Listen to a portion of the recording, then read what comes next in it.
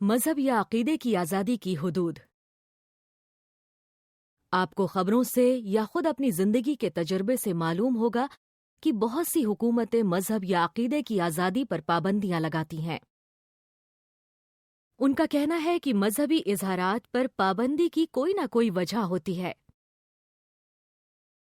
تو ہم کیسے جان سکتے ہیں کہ یہ پابندیاں درست ہیں جن کی اجازت دی جا سکتی ہے یا نہیں؟ انسانی حقوق کے بین الاقوامی قانون کے مطابق کوئی مذہب یا عقیدہ رکھنے، تبدیل کرنے، اختیار کرنے یا چھوڑنے کا حق حتمی اور مطلق ہے، جس کو کبھی محدود نہیں کیا جا سکتا۔ تاہم دوسری طرف کسی مذہب یا عقیدے کا اظہار کرنے کا حق محدود کیا جا سکتا ہے، لیکن صرف اس وقت جب درج ذیل 4 اصولوں کی پابندی کی گئی ہو۔ پہلا، ایسی تمام حدوں یا پابندیوں کا تعین قانون میں کیا گیا ہو۔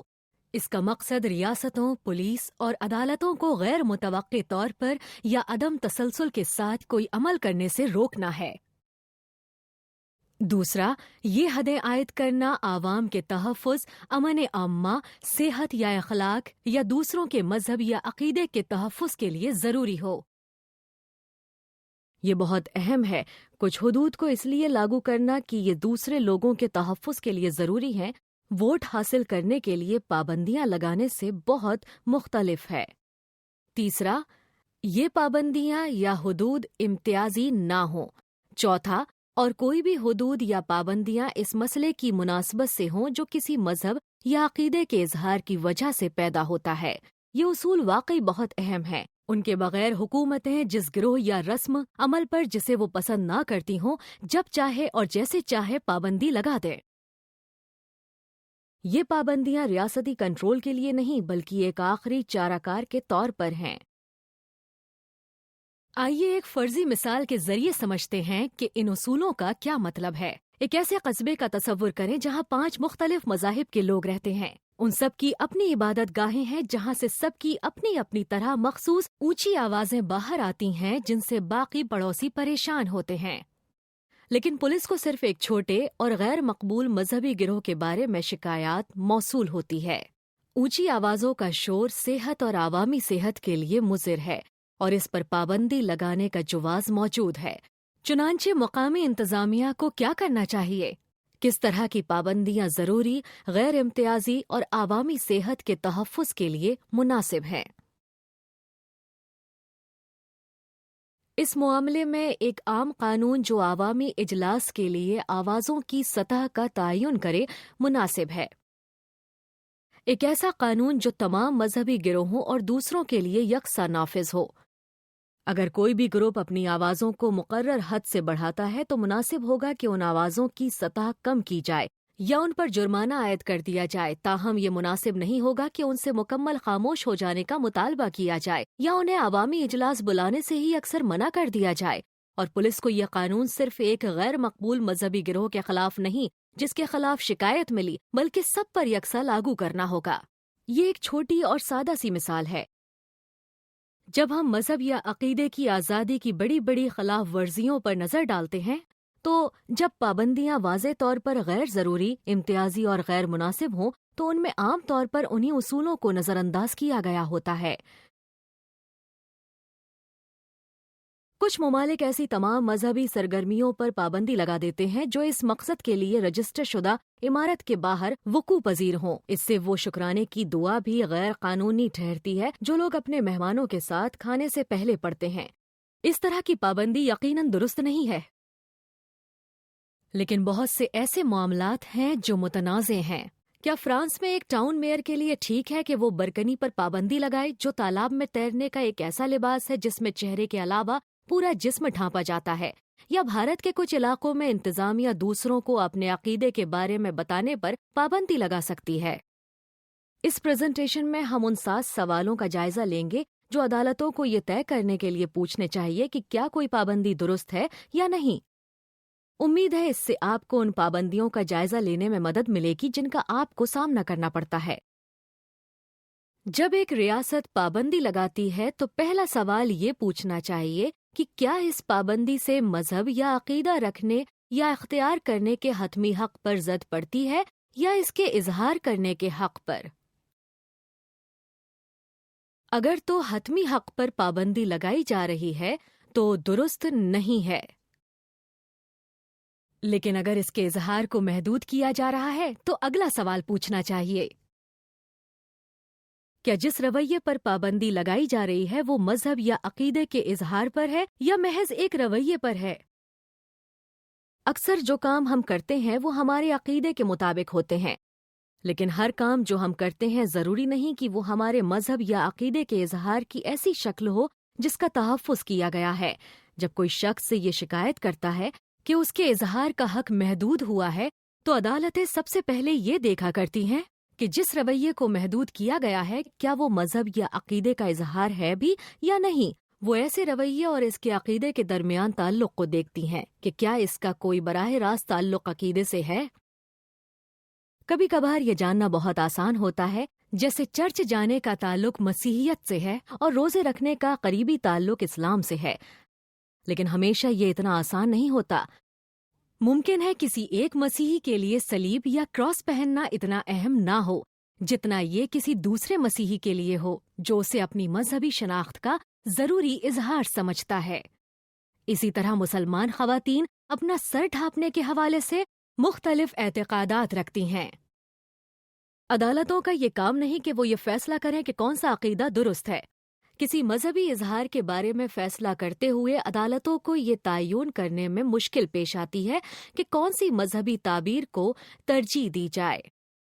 انسانی حقوق افراد کے حقوق ہوتے ہیں، چنانچہ عدالتیں زیادہ تر اس شخص کے متعلقہ عقیدے کو دیکھتی ہیں، نہ کہ کسی مذہبی ادارے کو، اور یہ دلیل دیتی ہے کہ اگر کوئی شخص کسی عمل کو اپنے مذہب کا اظہار سمجھتا ہے تو اس کے نزدیک ایسا ہی ہے۔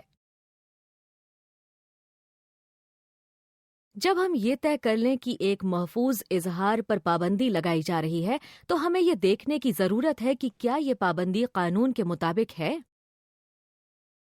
کیا کوئی تحریر شدہ قانون ہے یا کسی کیس کی نظیر موجود ہے، یا یہ ایک رواجی قانون ہے جو یہ پابندی لگا رہا ہے، یا یہ پابندی افسروں کی طرف سے کسی قانونی بنیاد کے بغیر لگائی جا رہی ہے؟ اگر کوئی قانونی بنیاد موجود نہیں ہے تو پابندی جائز نہیں ہے۔ اگلا قدم یہ جائزہ لینا ہے کہ کیا یہ پابندی کسی جائز حق کے تحفظ کے لیے ضروری ہے؟ اس کا جواب دینے کے لیے سب سے پہلے یہ جاننا ضروری ہے کہ کیا جس عمل کو محدود کیا جا رہا ہے اس میں اور جائز وجوہات میں کوئی براہ راست تعلق ہے، اور دوسرا یہ دیکھنا کہ کیا یہ پابندی ضروری ہے۔ چلیے ان دونوں سوالوں کا باری باری جائزہ لیتے ہیں۔ بین الاقوامی قانون کے مطابق مذہب یا عقیدے کی آزادی کو محدود کرنے کی جائز وجوہات صرف یہ ہیں کہ عوام کے تحفظ، نظم و نسق، عوام کی صحت، اخلاق یا دوسروں کے حقوق یا آزادیوں کا تحفظ کرنے کے لیے ایسا ضروری ہے۔ چنانچہ جس رویے کو محدود کیا جا رہا ہے کیا وہ ان صورتوں میں سے کسی صورت کو پامال کرتا ہے؟ اور کیا اس کی کوئی شہادت موجود ہے؟ ریاست کو پابندی لگانے سے پہلے مندرجہ بالا کسی صورت اور اس کے عمل کے درمیان جس عمل کو محدود کیا جا رہا ہے براہ راست تعلق کو واضح کرنا ہوگا۔ ہندو ذات پات کے نظام میں لوگوں کو اعلیٰ اور کم تر ذاتوں اور بغیر ذات کے گروپوں میں تقسیم کیا جاتا ہے۔ بغیر ذات کے گروہوں کو سخت امتیاز اور سماجی اور معاشی نقصان کا سامنا کرنا پڑتا ہے۔ کچھ مندروں میں بغیر ذات کے ہندوؤں کو داخل ہونے کی اجازت نہیں تھی۔ بھارت نے 1949 میں ذات پات کا نظام ختم کر دیا اور اب مندروں کو اجازت نہیں ہے کہ وہ بغیر ذات کے ہندوؤں کو مندر میں داخلے سے روک سکیں۔ یہ پابندی مطلوبہ شرائط پر پورا اترتی ہے، کیونکہ ذات پات کی بنیاد پر امتیاز کو روکنے اور دوسروں کے حقوق اور آزادیوں کا تحفظ کرنے میں واضح اور براہ راست تعلق ہے۔ لیکن لگائی جانے والی تمام پابندیوں میں ایسا واضح تعلق ظاہر نہیں کیا جا سکتا، اور بعض اوقات حکومتیں ان جائز وجوہات کو غلط پیش کرتی ہیں یا ان کا غلط استعمال کرتی ہیں۔ مذہب یا عقیدے کی آزادی پر پابندیوں کا اکثر تعلق عوامی نظم و نسق سے ہوتا ہے۔ عوامی نظم و نسق سے متعلق قوانین بہت سی چیزوں کا بندوبست کرتے ہیں، جن میں دھمکیاں، حملہ، تشدد پر ابھارنا اور بعض اوقات توہین مذہب بھی شامل ہوتی ہے۔ مذہب یا عقیدے کے اظہار کی آزادی کا لازمی طور پر تعلق وہ بات کہنے کے حق سے ہے جسے آپ اپنے عقیدے کے مطابق درست سمجھتے ہیں، ظاہر ہے اپنے عقیدے کا اظہار پرامن طریقے سے کیا جا سکتا ہے اور ان طریقوں سے بھی جن سے تشدد کو ہوا ملے۔ افسوس ہے کہ کچھ لوگ دوسروں کی طرف سے اپنے عقیدوں کے پرامن اظہار سے بھی جو ان کے عقیدے سے مختلف ہو طیش میں آ جاتے ہیں اور اس کا جواب وہ تشدد سے دیتے ہیں۔ کچھ ریاستیں عوامی نظم و نسق کے نام پر کچھ عقیدوں کے پرامن اظہار پر بھی پابندی لگا دیتی ہیں، یہ کہتے ہوئے کہ ان سے بد امنی کا خطرہ ہے اور ان کی وجہ سے ہجوم تشدد پر آمادہ ہو سکتے ہیں۔ انڈونیشیا میں اسی بنیاد پر احمدی کمیونٹی اور لامذہب لوگوں کے عوامی اظہار پر پابندی لگائی گئی ہے۔ اس کے نتیجے میں تشدد کا شکار لوگوں پر بعض اوقات توہین مذہب یا تشدد پر اکسانے کا الزام لگ جاتا ہے، بجائے اس کے کہ حملہ کرنے والوں پر مقدمہ قائم کیا جائے۔ اس طرح کے قوانین سے تشدد نہیں رکتا، اس کی بجائے ان سے یہ خیال مضبوط ہوتا ہے کہ وہ لوگ جو غلط عقیدہ رکھتے ہیں ان کو سزا دی جائے۔ ایک اور جائز وجہ جس کا تعین مشکل ہے وہ عوامی اخلاق کا معاملہ ہے۔ کیا سب کی اخلاقیات ایک جیسی ہوتی ہے اور کس کی اخلاقیات عوامی ہے؟ اقوام متحدہ کے انسانی حقوق کے ماہرین کہتے ہیں کہ عوامی اخلاق لازمی طور پر بہت سی سماجی، فلسفیانہ اور مذہبی روایات سے سامنے آنا چاہیے۔ دوسرے لفظوں میں آپ محض اکثریت کی اخلاقیات کی بنیاد پر یہ پابندیاں نہیں لگا سکتے۔ شاید آپ کو حیرانی ہو کہ قومی سلامتی مذہب یا عقیدے کی آزادی کو محدود کرنے کی جائز وجہ نہیں ہے۔ کچھ حکومتیں کچھ مذہبی گروہوں کو مطعون کرتی ہیں، خاص طور پر ان گروہوں کو جن کا مذہب دشمن ملک کے اکثریتی مذہب جیسا ہو، اور انہیں قومی سلامتی کے لیے ایک خطرہ قرار دیتی ہیں۔ کنونشن معاہدہ تحریر کرنے والوں کا اس پر اتفاق ہے کہ عوامی صحت، سلامتی اور نظم و نسق کو قائم کرنا حقوق کو محدود کرنے کی کافی گنجائش پیدا کرتے ہیں، اور ان جائز وجوہات میں قومی سلامتی کو شامل کرنے سے مذہب یا عقیدے کی آزادی پر عمل درآمد اس وقت نہایت مشکل ہو سکتا ہے جب اس کی سب سے زیادہ ضرورت ہو۔ چنانچہ ہم نے یہ طے کر دیا ہے کہ ریاستوں کو لگائی جانے والی پابندیوں اور ان کی جائز وجوہات میں براہ راست تعلق ثابت کرنا ہوگا۔ ہم نے یہ بھی جانا ہے کہ ان جائز وجوہات کی درست تعبیر اور اطلاق کو یقینی بنانا بہت اہم ہے۔ آئیے اب اپنے سوال کے دوسرے حصے کو دیکھتے ہیں کہ کیا یہ پابندیاں ضروری ہیں؟ یہ کسی سیاسی یا اکثریتی تناظر میں پسندیدہ تو نہیں ہیں، لیکن ضروری ہیں۔ چلیے فرض کرتے ہیں کہ حکومت نے مجوزہ پابندی اور دوسروں کے حقوق اور آزادیوں کے تحفظ کے درمیان براہ راست تعلق کو واضح کر دیا ہے۔ کیا خطرہ اتنا زیادہ ہے کہ یہ پابندی لگائی جائے؟ کیا مجوزہ پابندی دوسروں کے حقوق کا تحفظ کرنے میں مؤثر ہوگی؟ اور کیا اس مسئلہ کو حل کرنے کے حقوق کو محدود کرنے کے علاوہ کوئی اور راستے ہیں؟ اگر مسئلہ زیادہ خطرناک نہیں ہے، اگر مجوزہ پابندی مسئلے کے حل میں کردار ادا نہیں کرے گی، یا اگر پابندی لگائے بغیر اس مسئلے کو حل کرنے کے اور بھی راستے موجود ہیں، تو پھر اس پابندی کی ضرورت نہیں۔ چین کی حکومت دعویٰ کرتی ہے کہ بدھسٹ تربیتی مراکز میں لوگوں کی زیادہ تعداد کی وجہ سے صحت اور سلامتی کو خطرات لاحق ہیں۔ صحت اور سلامتی کا تحفظ پابندی کی جائز وجوہات ہیں۔ ایک حل یہ ہو سکتا ہے کہ ان مراکز کو وسیع کر دیا جائے اور ضروری تعمیر نو ہو جائے۔ اس حل سے کسی کے حقوق محدود نہیں ہوتے۔ اس کے بجائے حکومت نے پورے علاقے کی عمارات گرا دیں اور 1000 راہبات کو نکال دیا۔ یہ ضروری نہیں تھا۔ یقیناً کچھ پابندیاں ضروری ہیں۔ اقوام متحدہ نے واضح طور پر کہا ہے کہ نقصان دہ روایتی رسموں پر پابندی ہونی چاہیے، جیسے مذہب قبول کرنے کی بعض رسومات اور عورتوں کے ختنہ کرنا۔ تاہم کچھ معاملات اتنے واضح نہیں ہیں، لیکن کسی پابندی کو ضروری ثابت کرنا ریاست کی ذمہ داری ہے۔ جب ایک بار یہ طے ہو جائے کہ ریاست کے پاس کوئی پابندی لگانے کی جائز وجوہات ہیں اور پابندی ضروری ہے، تو ہمیں یہ دیکھنا ہوگا کہ کیا پابندی امتیازی ہے۔ آپ شاید یہ سوچیں کہ یہ دیکھنا آسان ہے کہ آیا قوانین، پالیسیاں یا پریکٹسز امتیازی ہیں یا نہیں، اور اگر یہ پابندی کچھ لوگوں پر لگے اور کچھ پر نہیں تو یہ امتیازی ہے۔ یہ براہ راست امتیاز ہے جس پر پابندی ہے۔ لیکن بعض اوقات وہی قوانین جو سب پر نافذ ہوتے ہیں، کچھ لوگوں پر ان کا بہت زیادہ اثر ہوتا ہے اور کچھ لوگوں پر بالکل اثر نہیں ہوتا۔ اس کو بالواسطہ امتیاز کہتے ہیں۔